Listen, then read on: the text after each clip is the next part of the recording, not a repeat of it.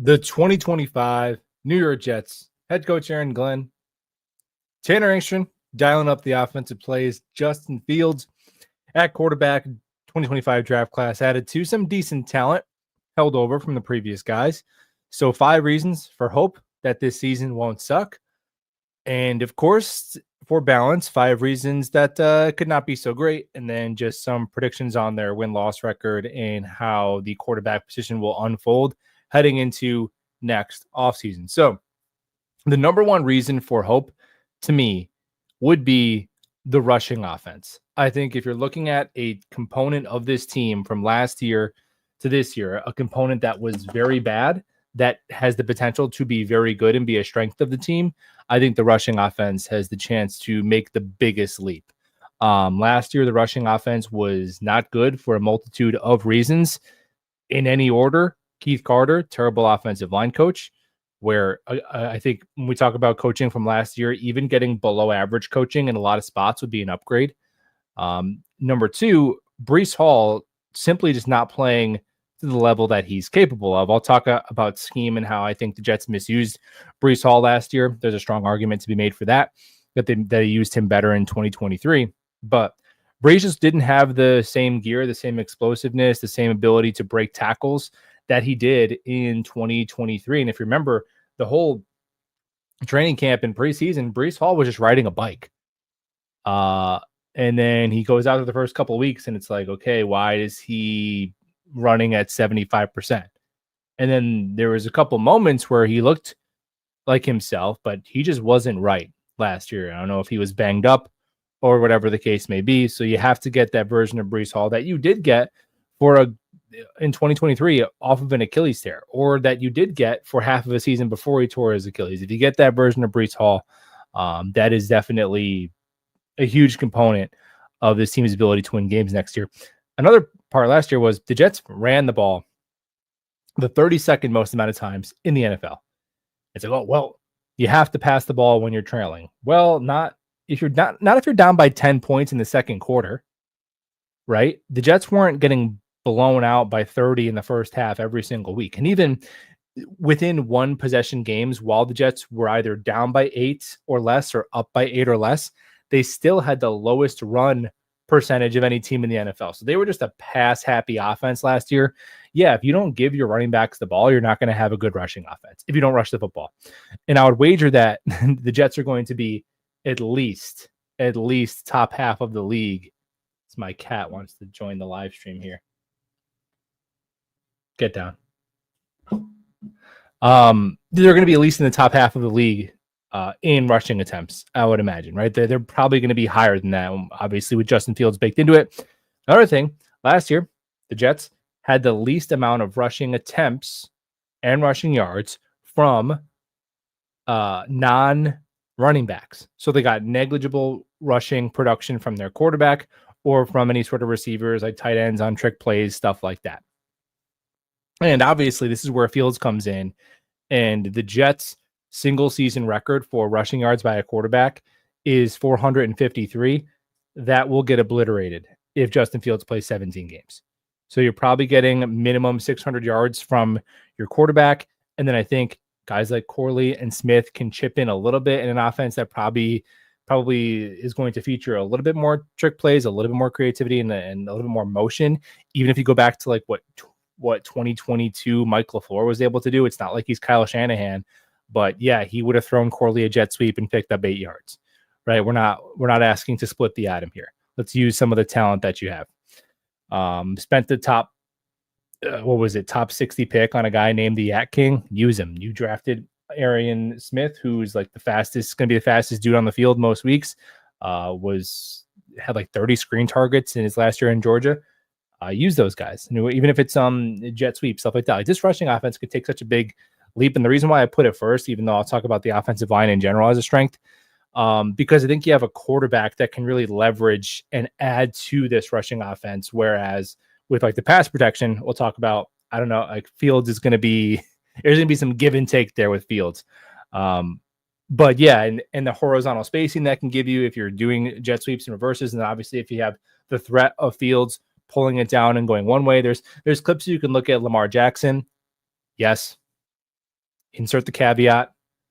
Fields isn't Lamar Jackson. Psh, mind blown. Got it. But when you have a really elite running quarterback, there's clips where you could see Lamar Jackson hand the football off, but he kind of looks like he was maybe going to run it. And you'll see like the whole defense shift towards that fake, like the threat of the quarterback run. And then Derrick Henry just has like a wide open lane, right? So the threat of the quarterback being able to run it, particularly in short yardage, should be improved. So I think this is the single biggest thing that the Jets could not do last year that they should be able to be better at this year. And furthermore, talking about Breece Hall, like Breece Hall is really good in his career when he is a wide zone runner and when he gets handoffs from under center. He really struggles when he gets handoffs out of shotgun, and he's asked to run with more power, like gap blocking schemes. And the Jets really shifted heavily, more power and more shotgun runs from 2023 to 2024. So maybe just do what he was good at. Maybe do what allowed him to be fourth in the NFL in scrimmage yards when he had an even worse quarterback and an even worse offensive line and the same bad coaching. Right? We've seen Breece Hall be an excellent back with a quarterback's worse than Justin Fields and Tyrod Taylor, with offensive linemen a lot worse than he's going to have this year. And again, just by default, worse coaching because their offensive coaching staff, I think, was probably 32nd out of 32 teams. That's the one thing that should be able to take the biggest leap. Number two will be the offensive line, and I'll say pass protection in general, because I think that assuming the Jets can be a very good run blocking team requires some projection and some hope. But assuming they can be a good pass blocking unit does not require projection and hope. Like, it just is what it is. I'm sorry. I know for years and years and years, you've penciled it in like your grandfather and his granddaddy told him the Jets have a horrible offensive line and that's why they're bad. It wasn't the case last year. I'm sorry to break it to you. No, they provided more than adequate pass protection for the duration of the season. And I think you have to look around the league. Like, do you look at offensive lines around the NFL? Yeah, take out the Eagles. Look at the offensive lines around the NFL, man. Look at the Commanders' offensive line. Did they have 5 All-Pros? They just had to get 2 new tackles this offseason. They went to look at the Chiefs' offensive line. I mean, okay, look around the league, man. If you think that last year's Jets were like just 5 turnstiles, it was not the case. And luckily, we have the numbers to bear that out. So pressure rate allowed last year, 3rd fewest pressure rate. Average time to pressure, the 9 longest time to pressure. Average time until collapsed pocket, 4th longest. Sack rate, 12th lowest. So obviously you can see there's a little bit of a relationship between the pressures and then the sacks, because last year, just for context, the Jets pass protection was aided by Aaron Rodgers' quick time to throw, 2.65 seconds. That is above average. But it was hindered by his lack of mobility, particularly in those stretches when he was pretty injured. 22.5 pressure to sack rate was close to the worst in the NFL. So yeah, man, when they go Olu, like, who's the bad offensive lineman? If the Jets have a bad offensive line, who's the bad offensive lineman? Well, Keith Carter, well, he's not here anymore. So who's the bad offensive lineman? Who you want to get rid of? Who we got to replace? Who do we have to spend a draft pick on to get better next year? Who's the free agent we should sign and cut one of these bums? None of them are bad. I don't know if any of them are all pros, but they have 5 offensive linemen that I say you should be good to like really good. And with a top 7 pick, you should be able to plug in and be an average right tackle right away in Armand Membu. So those are the top 2 things where if you want to talk about raising the floor of this team of why it shouldn't be absolutely horrible. Because if you're a top 5 rushing team and you don't have a single bad starting offensive lineman, those teams typically aren't picking first, second, or third. Now, if the Jets are, I would say, okay, well, this offensive line massively underperformed. Membu looks like a complete Evan Neal bust. ABT was out for the year again. Like, okay, sure. But that's spoiler alert. Good offensive lines are healthy offensive lines. Like the Eagles, Mailata and Lane Johnson and Becton all played like all 17 games. Even when Kelsey was in there, he never missed a game. The Bills offensive line is good because they don't have one guy who really sucks. And they had the same starting offensive line, like 15 games out of 17 games last year. And their quarterback helps their offensive line as much as any in the league. So who's the bad offensive lineman if we have a bad offensive line? I need answers to that. I'm not saying they're going to be, again, I don't even know if one of them is an all-pro, but if you're a top 5 rushing team and you don't have a bad offensive lineman, you're probably not going to be an absolutely reprehensible team, right? Those are 2 floor raisers for the team. If some things go right, but I don't think it takes too much projection on that front. Now, number 3, you could say it's number 1, but obviously I'll just put like coaching / kicker, just of the 2 obvious, like if that we were getting bottom of the barrel performance last year, where even if you get below average performance here, it would be an improvement. Post, and not even Saleh to Glenn. I don't know if Glenn is going to be a better head coach than Robert Saleh. I hope so. I think he's got some leadership traits that maybe will translate better to being a head coach than a defensive coordinator. But again, I still say with Saleh, just go look at who in the games that he coached up to like when he got fired 5 games of Rodgers. Go look at any given game and look at who was playing quarterback and who was playing at offensive line. Besides those 5 games of Rodgers and the decent offensive lineman, like look at who was playing quarterback and look at who was playing offensive line and tell me what you think the record should have been. Well, he sucked. Yeah, I know he sucked, but just what do you think the record should have been, man? I don't know what to tell you, man. Oh, Trevor Simeon's in there with Max Mitchell and Carter Warren. How do we lose? But anyway, but I am very, very confident in saying that Aaron Glenn will probably be better than Jeff Ulbrich becoming a head coach on the fly as an interim dude where there's a firing of your GM and head coach midseason. I wager that Tanner Inks should be better than Nate Hackett, who is probably the worst offensive coordinator that's got to call plays in the NFL for as long as he has, truly. And he wouldn't even have been in the NFL the past couple of years if he wasn't, if he didn't have the approval of a Hall of Fame quarterback. Is the only thing that's keeping him around. And even Aaron in the end was like, I mean, friggin', I don't care, demote him. Like he didn't fall on the sword for Hackett. He saw what was happening. So that was pretty bad. And even like Keith Carter and some of these assistants, pretty bad. I'll be honest, with the Jets offensive coaching staff, Engstrand, okay, cool, we'll see, because what else can you do at offensive coordinator? You pick a good offense, a well-run offense with a good offensive coordinator, and you pluck one of his assistants, and you hope it goes well. That's what teams do to find good OCs. So no problem with the process there. Hope it works out. Some of the assistants on offense, I think, left a little bit to be desired. Look, I get it. Give them a chance. We'll see how it plays out. Yeah, man, we'll see how it plays out with the offensive line and the running game too. But I was saying positive things about that. We got to be able to keep it real and just say like, hey, this could be kind of troublesome. I think when the Jets hired Hackett and Keith Carter, like, dude, there were some obvious red flags with that staff, and some people didn't want to hear it at the time. It's like, I mean, we'll see, right? Because if Justin Fields is struggling, our loyalty to those men will fade within about 3 weeks. So we can just keep it 100 now that they may not be great. But all that to say, they're going to be better than 32nd in the NFL. I would wager, because I think truly post Saleh firing, the Jets coaching staff might have been the worst in the NFL last year. It's certainly in the conversation for it. And even below average coaching should be an improvement there. And then the kicker, according to Football Outsiders, the Jets lost 1 point. They were negative 1.7 wins for their special teams collectively last year. Big part of it was the kicker. Also, Morstead, who was an awesome dude and who was phenomenal in 2024, has had a great career, or 2023. Morstead was like a 22nd best punter in the NFL last year. He wasn't very good. So again, if you're getting average kicking and punting, yeah. I think we did start to get a little carried away with we would have won like 10, 11 games for kicker alone. Like the Buffalo game, the Minnesota game, those are the 2 games that you win with a league average kicker. Like Denver, he went 3 for 4 and missed a 50-yarder in the rain. You got an average kicking performance in that game. Maybe don't be the only team that doesn't score a touchdown against Denver's defense the whole season. Maybe that is a way you win that game. But obviously, those are 2 wins right there. So I mean, even just like the coaching and the kicker alone, what are we talking about? That's like plus 3.5 wins, probably, I would say. Just from how bad, not even saying the new kicker we have, whoever is Davis or Carlson or the new coaches are going to be great, but it feels like you can only go up from there, from what they had last year in those spots. So that's number 3.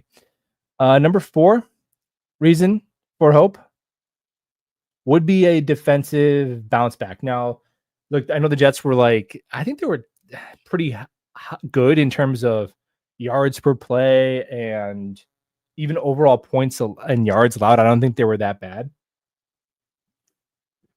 But we have eyes, and you couldn't trust that defense to keep a lead to save their life, man. You just couldn't. And they got pushed around. The defense definitely took a step back once Saleh got fired. But it's not like there's a bunch of bums on the team. You have a recent all-pro at every level of your defense.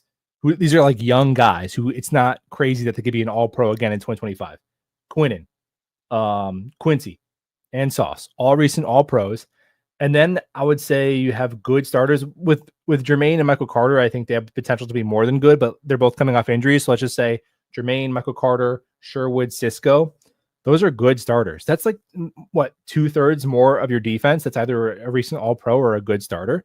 And you have, as I mentioned, Will McDonald, who's a 10-sack edge. So there's enough talent on that defense. I would honestly argue, like, once Aiden Hutchinson went down, the non-Aiden Hutchinson Lions defense that Glenn had last year, I don't know if it's more talented than what the Jets have. Obviously, they had 2 elite secondary players, but the defense should be able to be an above-average unit, I would say, immediately. And you have a defensive-minded head coach. You have Wilkes, who's been around the block. I think they definitely made some much more inspiring hires, like all throughout the defensive staff, for sure. So the defense should be able to be okay, I would say. And then number 5, ironically enough, and I'm just putting this here as a positive, not because I think it'll be crazy good, but because I think a lot of people assume it's going to be a massive negative or a regression, and I just don't agree. Honestly, the passing offense's efficiency. Now, yes, Aaron Rodgers will throw for more yards and more touchdowns than Justin Fields. Right? Aaron Rodgers' career obviously is not even in this discussion with Justin Fields. But just leave the names out of it and just what the Jets passing offense last year, however you want to divvy up the blame or the credit, versus the Steelers passing offense when Justin Fields was in there, however you want to divvy up the blame and the credit. The Fields passing offense from last year compared to the Jets, completion percentage 2.8% higher, yards per attempt about 1/3 of a yard higher, average depth of target almost 1/2 a yard higher, pressure sack rate about 2.5% lower, turnover worthy throw rate about 1.1% lower. So yeah, like, the Jets were one of the least efficient passing offenses in the NFL last year, and I think that they could be slightly better. And it's like, oh, well, it wasn't Rodgers, it was the coaches. Well, yeah, of course, that's why we have new coaches. That's part of it, right? So if Tanner Engstrand can be as good as the legendary Arthur Smith, then, like, mathematically, yes, they can have a more efficient passing offense than they did last year. Now, obviously, the Steelers having an elite defense lended itself to Fields' playing style. If he was forced to be a more high volume passer, I'm sure his efficiency would have tilted for sure. But again, if Tanner Engstrand can be Arthur Smith and the Jets defense can play well enough to be able to allow the offense to play balanced, yeah, honestly, Justin Fields you're gonna look back at Justin Fields' season and he is going to rank embarrassingly high just as a passer in Jets single season history. Like, it's our history is that gross. He'll be in there with Rodgers and Fitz and Josh McCown in the post Pennington like best seasons. It'll be like the 3rd or 4th best season since Chad as a passer. Fields for 17 games. It's crazy. Now let's talk. So those are 5 reasons for hope: the rushing offense, the pass protection, coach and the kicker, defensive bounce back, and honestly, the fact that the passing efficiency could get slightly better because you were dead last in a lot of key categories last year. Now, reason why the Jets season might not go so great. Number 1. So two type of negative plays we could see on offense that are non-turnover related. So like non-turnover uh-ohs, pressure management and drops. So Fields, elite runner. Okay, great. Talked about how he's not as horrible as a passer as people make him out to be. All right, well then why is he on his 3rd team in 5 years? Why is he available in free agency by quarterback standards is on a pretty modest contract? Well, dude, his pressure management has been atrocious. Sorry. And if it's not, then what's his big weakness? He has to have a significant weakness if he's to this point in his career, how talented he is. His pressure to sack rate has hovered between at its lowest, which was its lowest was last year, which is encouraging because hopefully he's getting better. 20.5%, as high as 28% in his career. This is a diabolical number. And out of 75 qualified quarterbacks, Fields was the only quarterback last year who had an average time to throw of over 3 seconds and a pressure to sack rate of over 20%. Now, naturally, mobile quarterbacks have a higher time to throw, but even on passes from the pocket, taking out screen passes and all that, just I'm dropping back and throwing, his time to throw is still like bottom 5, percentile. So he sacks himself. It is what I know. It's, you think, oh, he's super athletic. It doesn't make sense. I mean, we've seen it with other Jets quarterbacks. Now, these guys, only for the example of this skill set, but I remember when, Mike White replaced Zach Wilson, the sack rate on the Jets dropped in half. Now, Mike White wasn't very good, but for better or worse, he hit his back foot and he threw the ball, right? Where Zach Wilson held the ball. Zach Wilson's more athletic. It doesn't make any sense. Zach Wilson has a quicker motion release. It doesn't make any sense. Zach Wilson zacked himself, right? They put Joe Flacco in there. The sacks went way down, even though Joe Flacco was geriatric. So that has been the biggest thing. He sacks himself, and he has a higher propensity to fumble the ball once he is sacked. In terms of just being able to throw the ball, like, he's not Tim Tebow. He's not it's not like he can't hit NFL throws. That's the big one. So now you're hoping that because the Jets have probably the best pass protection he's had, it's a pretty low bar. And you're probably encouraged by the fact that that number was at its lowest last year at the 20.5%. So you gotta knock that down to at least, in the mid teens to be livable. Now the drops, look, if Allen Lazard is one of the team's starting receivers, the drops are going to be an issue. He has the worst hands of any starting receiver in the NFL I've ever seen. The highest drop rate in the NFL in the last 2 years combined. So if he's one of your top 3 receivers, him by himself can tilt you into some negative territory. And then if Arian Smith is in there too, look, Arian Smith, can he get better at catching the ball? Of course. Is it realistic to think that he is going to go from where he was in college in terms of drops to the first year in the NFL, he's going to have above average NFL hands? I'd say probably not. I'd say he's going to have a little bit of dropsies. And then even Garrick had quite a few last year. Even Devontae too. Like, the Jets were, I think, top 8 in drop rate last year. They had a hands problem. And Breece Hall led the NFL in all running backs in actually drops and fumbles last year for Breece.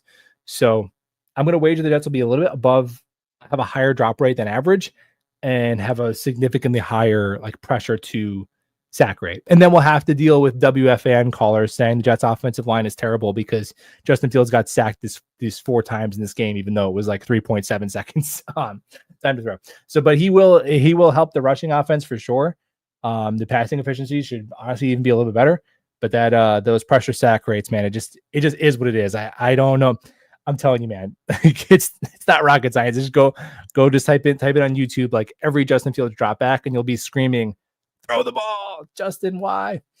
But then every 6th play, he'll just take off and juke a linebacker and get 50 yards. So there's some give and take there.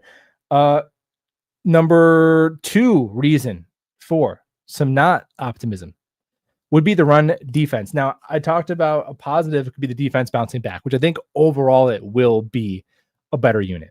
It was 20 something in DVOA last year. I think it should be average or above average in DVOA, which is a good number. Look at where the Jets ranked in DVOA and a lot of stuff, and you'd be like, yeah, that checks out. But if there was a weakness of the defense, I think it could be the run defense, just because the Jets, their secondary looks pretty good. And I think it'll be fairly well coached. And I think that they, from a pass rush perspective, you got McDonald, you got Quinnen, I think Aaron Glenn is going to call a lot of press man blitzes to generate pressure, to be aggressive, to force turnovers. And they'll be able to play man coverage pretty well. But the run defense, I think from a personal perspective, it's tough to see many reasons why it will be a ton better. They didn't get a lot better up the middle. With players next to Quinnen. They signed some decent backup defensive tackles. They have small linebackers, and if Tony Adams is starting at safety, he is a liability in run defense. Now, I'm hoping that Malachi Moore starts over him, and that should be an improvement there. I think that one of the biggest, most under-discussed reasons why the Jets had a bad run defense last year was Michael Carter's injury. Michael Carter was just playing with a broken back for whatever reason, and they were platooning him with Isaiah Oliver. Michael Carter, when he is healthy, is a fundamental component to having a good run defense. He's like a safety down there in the box. He is very, very good in that element because it allows you to play nickel defense, but still feel like you can kind of have a 4-3 type to it because you can play like a linebacker down there. He's really good against the run. He was banged up last year. Jermaine being banged up, he's a good run defender. So hopefully you get those two guys back. Like that would be, and then schematically,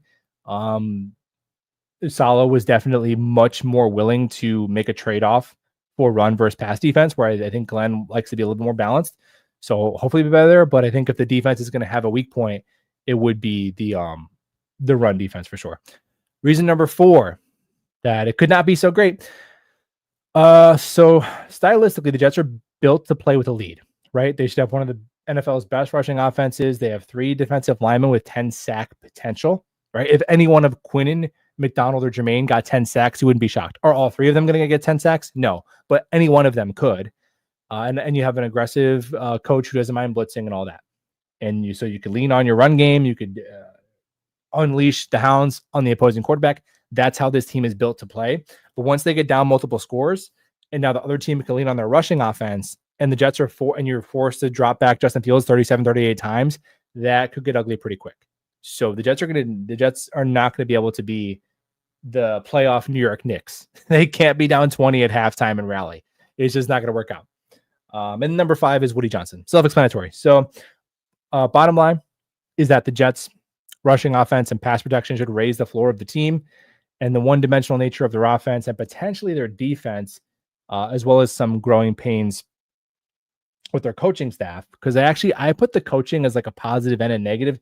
Not that it's a positive in the sense that it's going to be better than last year. Almost assuredly it's going to be better than last year. But are they going to, year one, have an above average coaching staff? Are they going to have the better coaching staff in the majority of the games that they play? I'm not so sure, because there's a world in which they don't look very well coached year one, like Dan Campbell's Lions, but then they eventually figure it out.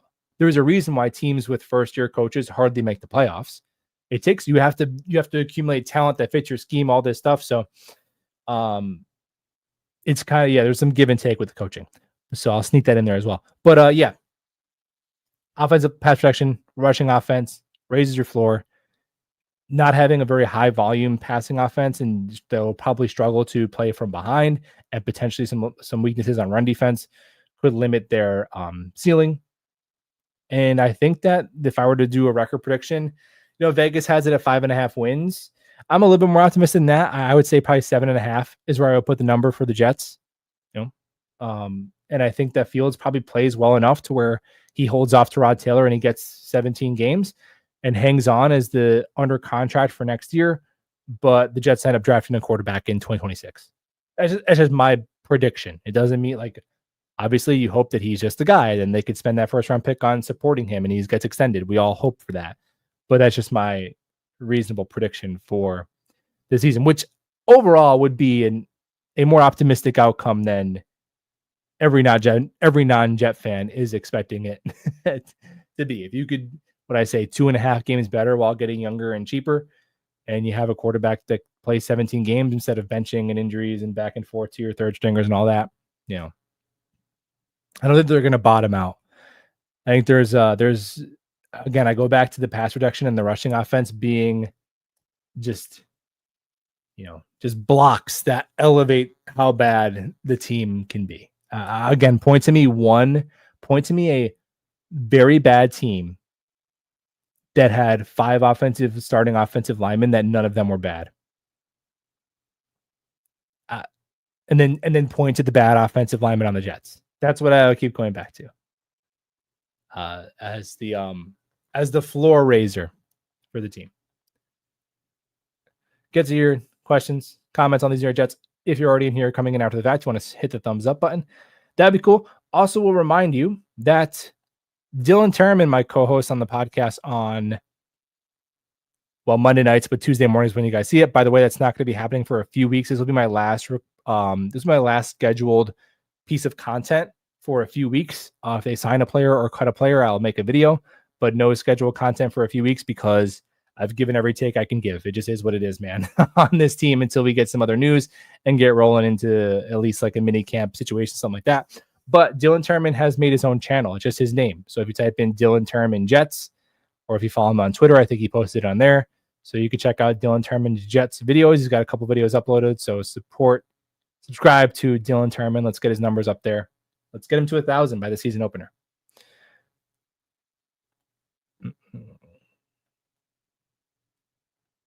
Oh, come on, not Michael Nania. We don't hope for injuries, but we do hope for a Will McDonald sack.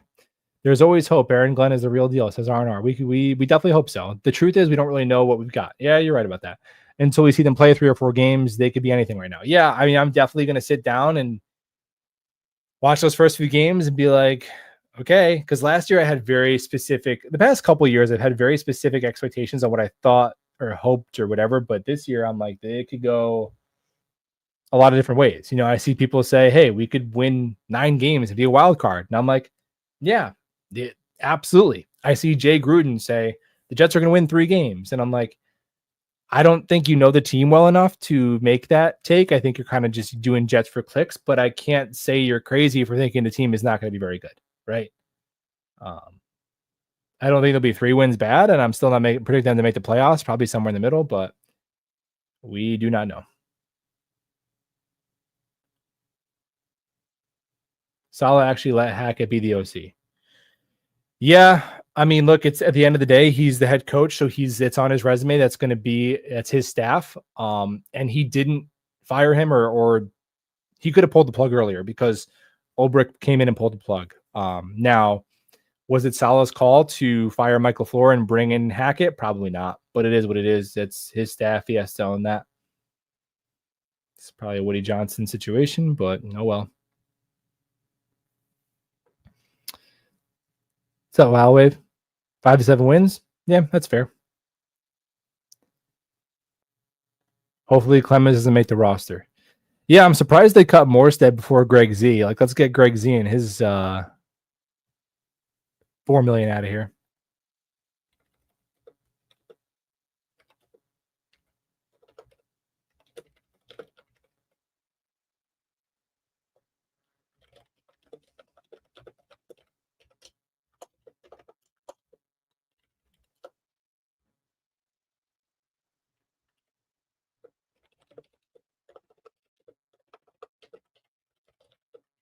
Come on, stream Aaron. There we go. Boom. Yeah, I thought Greg Z would be out of here. Clemens and Greg Z, I think, are making like $7 million combined. Dude, shave that off the top. I don't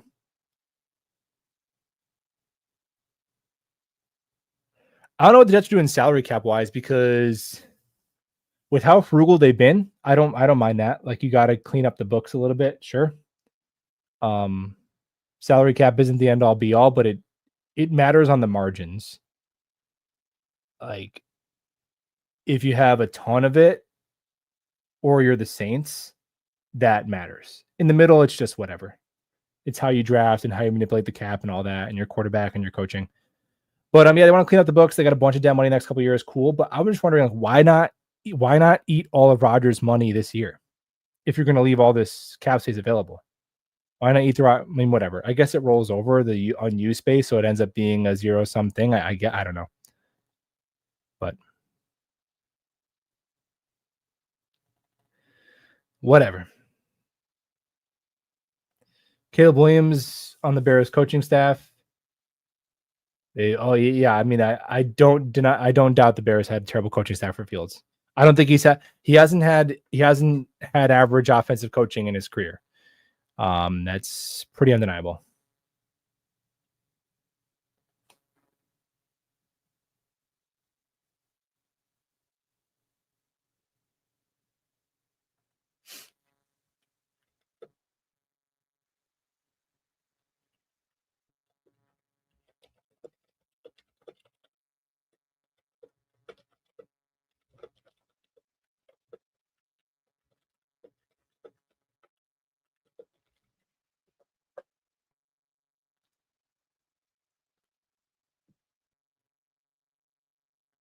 Jets would have won so much more last year if the QB was able to get out of the pocket.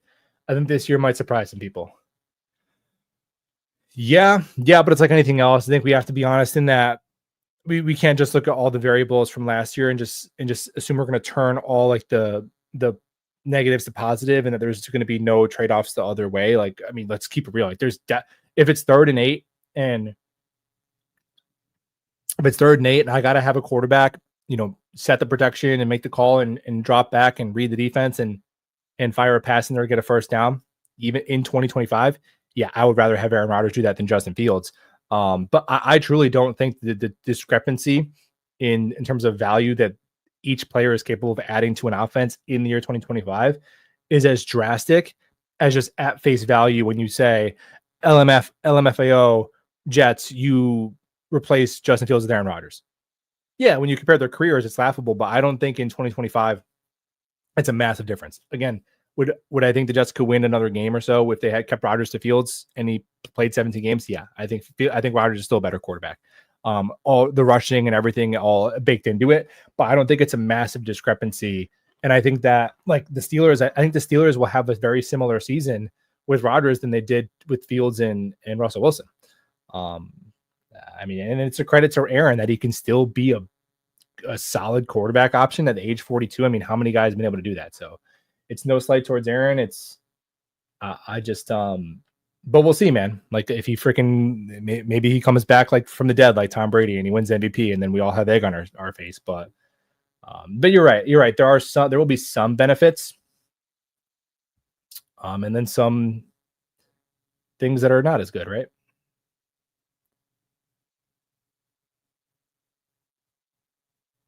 If they're going to be a rushing team, there should be a lot of close games. Why we wanted the best kicker in the draft. Yeah, if the Jets, like you're probably not going to draft a kicker in the 5th round, right? But if the Jets held on to their 6th round pick, I would have wanted them just draft a kicker. Just get the best, because instead of waiting for UDFA, just get the best kicker, the kicker you want.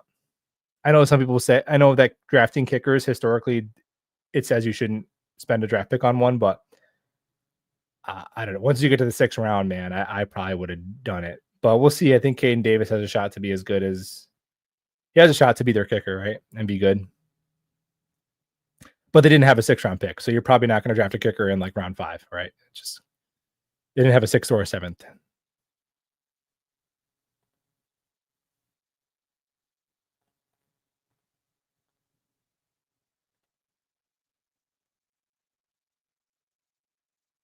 There's Dylan.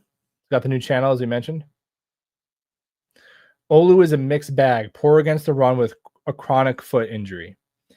Well, I don't know if we can say the foot injury is chronic yet. It has the potential. It is scary whenever you dudes who weigh 300 pounds, anything that's up with their feet, you definitely get worried about that. But I don't know if we can call it chronic as of yet. And to be honest, Olu was nice last year, man. Now, when they put him at right guard and right tackle, he definitely looked like a rookie, right? But if you just as a left tackle, he was, I would say, a mediocre run blocker and an excellent pass protecting left tackle. Not by rookie standard, just by you're a starting NFL left tackle. He was an excellent pass protecting left tackle. And we knew coming out of college that run blocking, I don't know if he'll ever be an elite run blocker, but I think he can develop into a above average run blocker and be like one of the top 5 pass blocking left tackles in the NFL. Of course, that's why you are a top 11 pick, right? I think, again, it was a small sample size, but I think you should come away incredibly encouraged by Olu's reps at left tackle last year, considering, Keith Carter was the coach. I mean, he looked, compared to Tyron Smith, man, he looked pretty good. Tittman can be bad if he starts snapping the balls over QB's heads again. Yeah, he didn't have a ton of those, but his snap accuracy is bad. His snap accuracy is still bad because there's plays where it's like just outside the frame and this, and it's still bad. Like most centers just put it right on the money. But he didn't have a ton in the regular season of it going over anyone's head. I don't remember a lot of those, but his snap accuracy is still questionable. I still think Tittman is best suited to be a guard. I'm not suggesting you rearrange your whole offensive line, whatever. You keep the 4 guys where they played last year. You plug in your right tackle, you keep it pushing. But I think in a vacuum, if Joe Tittman was a free agent and I could sign him to a team, I'm building a team from scratch, Joe Tittman would be probably my starting right guard. Yeah, but Whatever. It's not. He's the center. It's fine.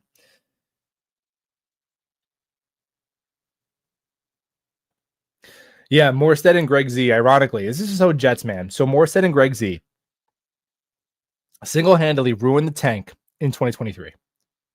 We would have won 2 games if we had league average kicker and league average punter in 2023, and then we probably would have won 8 games last year if we had league.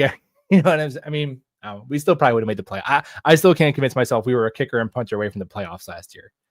Kicker, punter, and better head coach, and like Lazard not playing, better OC. Yeah, okay, you could have been a wild card then. Sure.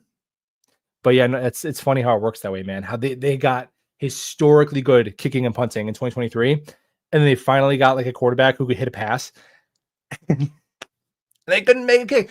Greg Z, I think his longest kick was 40 yards. Greg Z last year, which is crazy.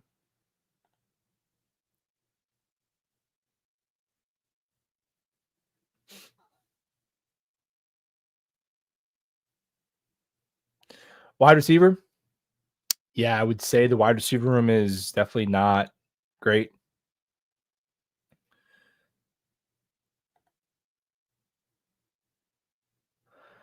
I'm so sick of rebuilding. Yeah. Yeah, I mean the Jets kind of made themselves a 2 to 3 year window, and now we're kind of on the other side of that. But they shouldn't take 5 years, right? They shouldn't take 5 years. You see teams get themselves into shape in a couple years all the time. In like 2 years, they go from, top to bottom. Obviously, the biggest one of the biggest thing is the quarterback, man. Like, it's just until the Jets have and draft and develop and whatever, or maybe they strike lightning with Fields, whatever the case may be. First round pick next year, or first round pick the year after that, or one of these very rare mid round picks that hits, however it happens, until they have a quarterback that they are winning games because they have this quarterback. When's the last time the Jets have had a quarterback where they're winning games because they have this quarterback? Now, last year, Rodgers was plenty good enough to win games if things around him were going well, right? If you put him on the Steelers would have been in the playoffs last year. Obviously, they had Justin Fields and Russell Wilson. But I think at his age and injury, he wasn't quite a guy who could, like, you're winning games because of him. Team on your back. When's the last time the Jets had a guy like that? Chad Pennington wasn't that guy. Chad Pennington was complimentary in a complimentary way. He was the definition of a game managing quarterback with moments that were better than that pre-injury. But for the most part of his career, he was a game managing quarterback, and a very good one. I don't know if I've been alive where the Jets had a quarterback that, like, you're winning games because you have this dude. You're favored to win games simply by having this guy, right?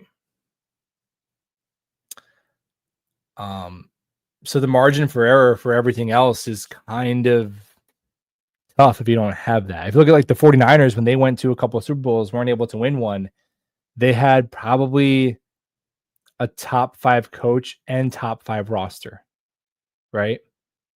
And their quarterbacks weren't complete bums. Like, Purdy can play.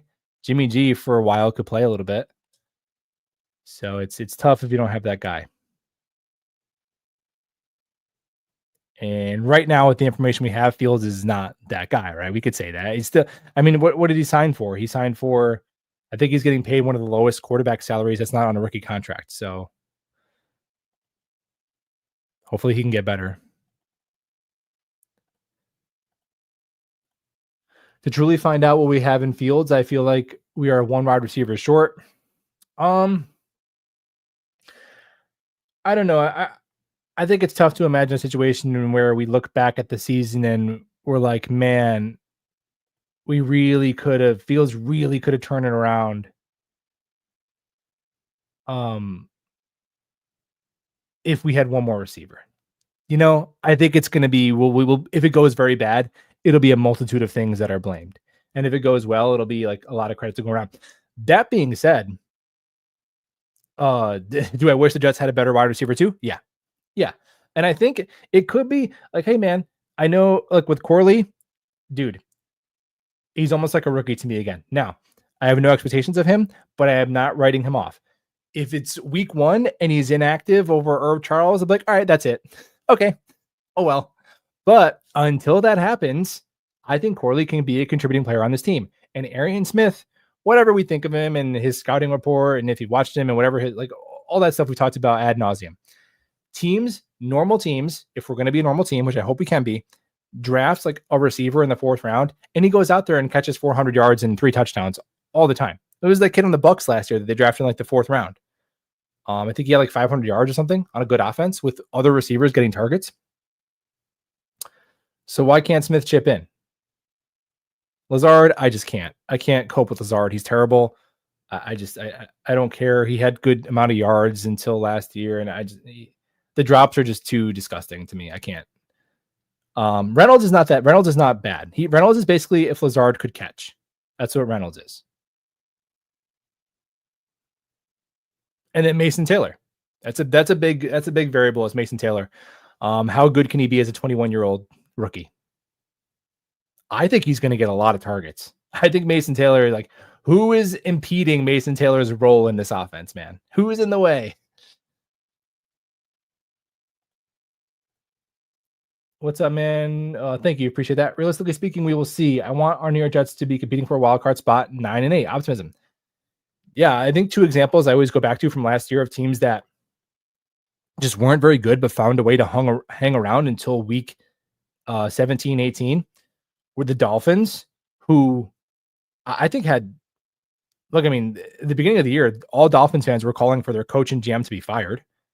I don't think they had a great roster. I think McDaniel is maybe an average coach. I think he's a very good offensive mind, but probably an average head coach.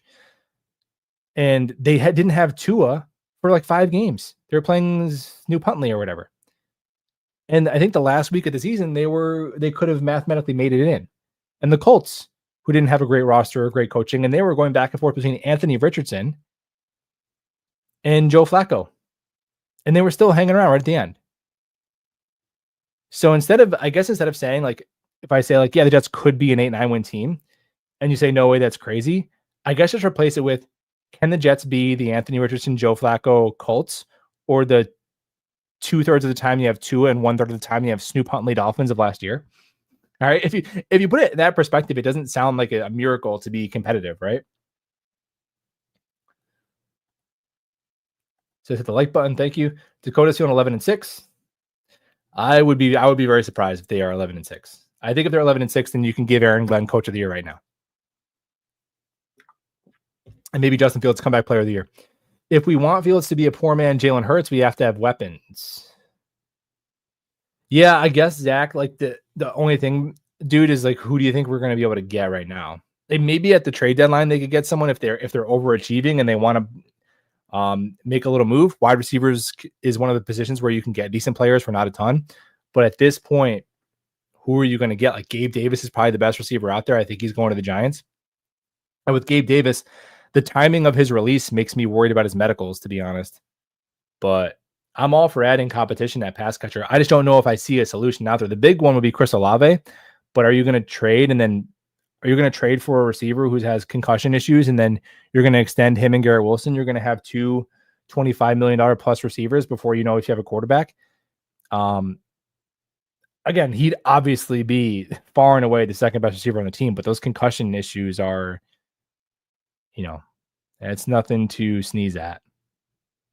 And he was unhappy with his role in the offense. And I don't know how happy he'd be as the wide receiver 2 in a Justin Fields-led passing offense, to be frank.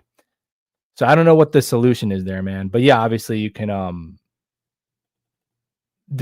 not even selling you that the passing weapons are good. I just don't know what, at this point, how they solve that in May. You just have to hope some guys overachieve. You have to hope Smith or Corley, between Smith, Corley, and Mason Taylor, the 3 young guys, you have to hope 2 of them play above expectations, I would say. Y'all Jet fans don't realize the Jets tore down the roster to rebuild the Bears. Justin's very good. Yeah, man, I don't think anybody denies that Justin Fields is not put in the best circumstance in Chicago to succeed. I don't think anyone denies that, for sure. Does that automatically mean he's very good? I don't I don't know. And I'll also be honest, I don't know that this current Jet situation is like some QB heaven. I think the offensive line will definitely be better than it was as he had in Chicago, for sure. I think the turnover there that he had, and it was a mess, right? It was kind of like a Jet situation, right? It was very Jetsy what the Bears did with Fields. So we'll see what he can do. He's got an opportunity. There's gonna be some, dude. There's gonna be a game like in the first month or so of the season where it's like he throws for 123 yards and the Jets score 10 points. Okay, we had those last year. We had those the year before, and there's going to be a game where it's like, holy shit, he had 2 50-yard runs, and like we closed out the game because of his legs.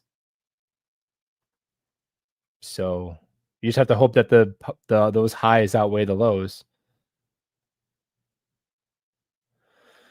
Smith can't catch. Yeah, I mean, I don't know what my rebuttal can be to that because he definitely struggled to do so at the collegiate level very much.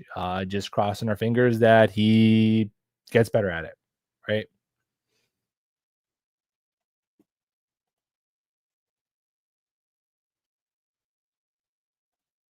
Tom says my prediction after the schedule release, week 17, at home against the Pats to set up a win and in for the wild card at Buffalo. That'd be fun. Sign Rex Ryan at safety to pick up Fields in the end zone. There you go.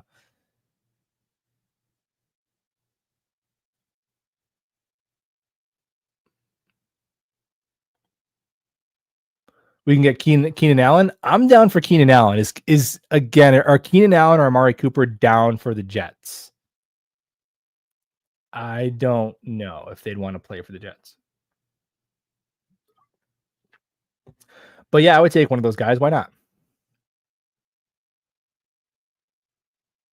The thing about older players, it's really about not committing a lot of money to them, not committing multiple years to them, and not trading draft capital for them. Those ones that hurt. Like Hassan Reddick not having that pick, although I think we'll get a comp pick back, so it's not the end of the world, but not having a third round pick there. Adams and Devontae, look, that is a bummer because he played very well last year. I know he had his drop rate was high, but dude, he's still a wide receiver one. I think he's going to do very well for the Rams. So even people who are like, dude, I want Rodgers back because I want Devontae back. I get it, man, because that's a big difference. Having him as your second pass catching weapon was huge.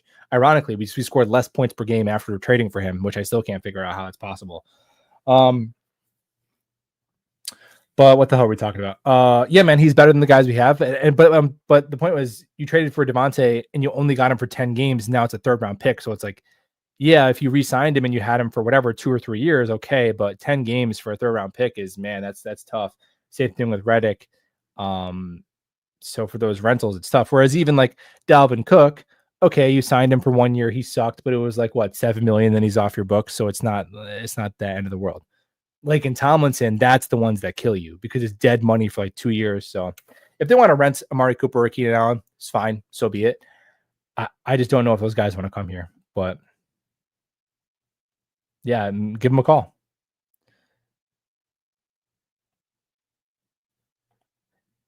Yeah, that's what I'm saying. That's why I wouldn't mind it because you don't have to trade for them. If our O line is as good as we think, should we be by far the best offensive line Fields has played behind? So I will say pretty confidently it's going to be better than any offensive line he had in Chicago because I think Chicago's offensive lines were barely in the bottom third of the NFL every year he was there. And the Steelers' offensive line I think was pretty mid last year because Broderick Jones was not good at one tackle spot, and then Fontenot missed the whole year. So they had a backup at the other tackle spot, and they had an okay interior. Yeah, like there's a lot of teams are struggling to find to put quality offensive lines together, even teams that are in the playoffs. So I would say yes, it should be the best offensive line he's played for.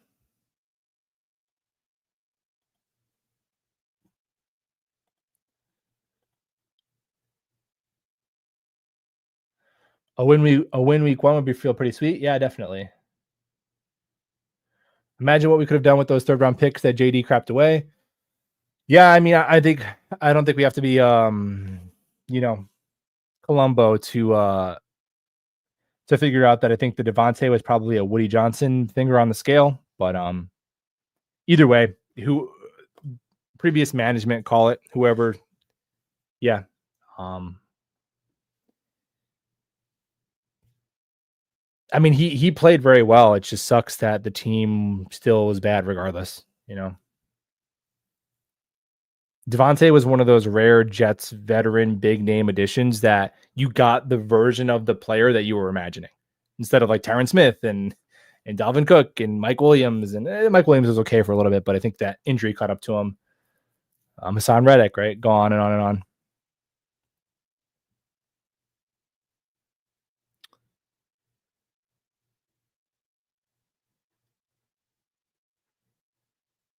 But I'll leave it there. Appreciate you guys hanging out. If you want to hit the thumbs up on your way out, that'd be cool.